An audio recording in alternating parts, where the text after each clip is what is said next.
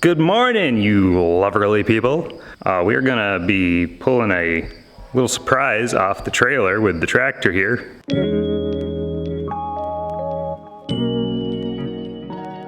So this is what we got yesterday. Made in the USA, AGRI X 5. So we've needed one of these because our pasture's overgrown. We've got the wild parsnip down there that I want to just head on down there and mow over and not have to worry about.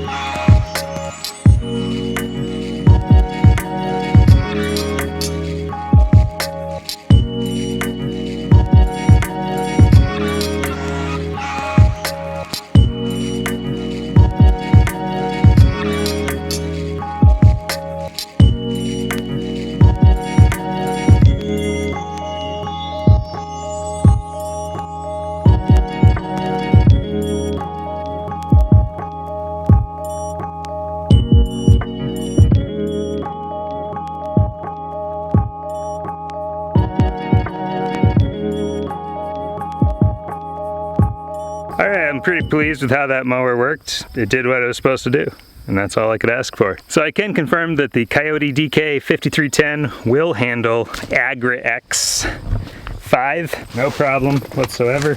I mean, I don't have anything to complain about. Anytime I dug into the ground, anytime I had a little issue, it was all user error. It did the job. And I'm glad that I got the 5-foot looking right down the aisle here between weeds and grass. It's about perfect. So you've got some grass that's kind of hanging over and it's not touching the fence on either side. If it came straight out and really bent over, then sure, but the way that it's leaning, we didn't have to pull too much out. And sure, it's gonna take a little bit more of a swath, a wider swath than what walk behind trimmer was able to do. You know, I was able to do a much more narrow path, but then we'd have grass falling over on the fence and grounding it out. And we'd also be breaking those trimmer lines. We'd break 2 or 3 of them every time I came out and trimmed. It's just kind of sad, but you can't have that. In the long run, I mean, in the long run, I'd be spending a lot more money and wasting a lot more time push trimming through all of this, breaking lines, having to replace them. Sometimes I wouldn't bring a line out with me. So I'd have to walk back up to the machine shed and pull a couple out, come back down here.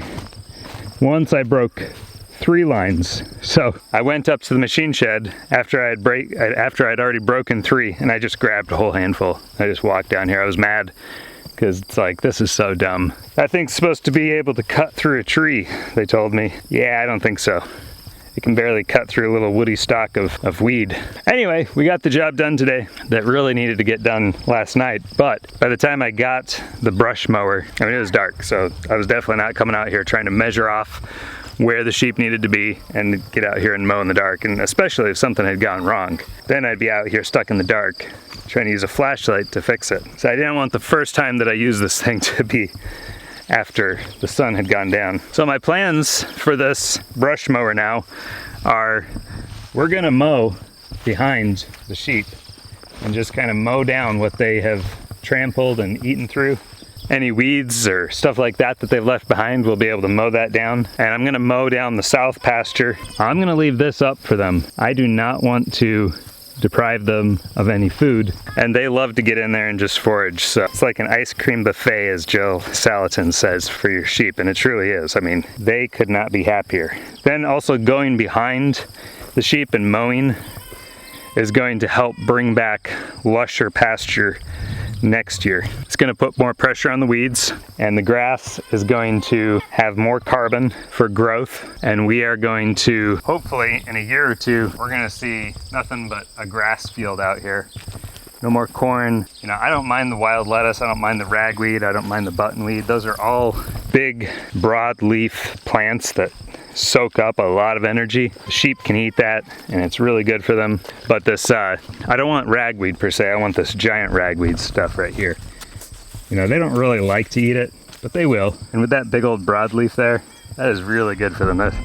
There's a ton of nutrition in that. I don't necessarily mind the weeds. They are just going to, over time, by virtue of sheep putting pressure on them, they're eventually going to just die. So welcome to regenerative grass-fed sheep farming, the natural way, working with nature instead of trying to saddle nature.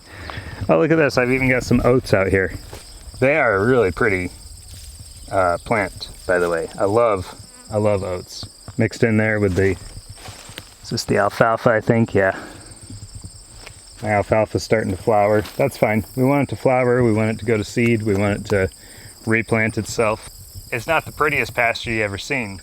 You know, it's not this clean, pristine grass pasture, but I get excited looking at it because we're doing this. It's so much fun, you know. I never thought I would do something like this. You know, 10 years ago, we had an inkling of this dream, but it wasn't anything like what we've actually landed upon. So I'm very thankful for that.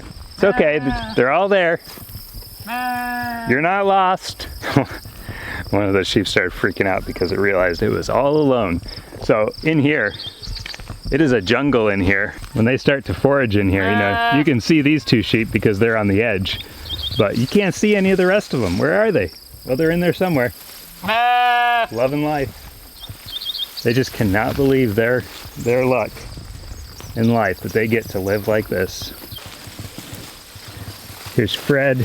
Hey, Fred. Fred is not to be distracted. He has a very important job, and that is stuffing his gullet. Plants to smell. Oh yeah, I just take a little bit of that and a little bit of this.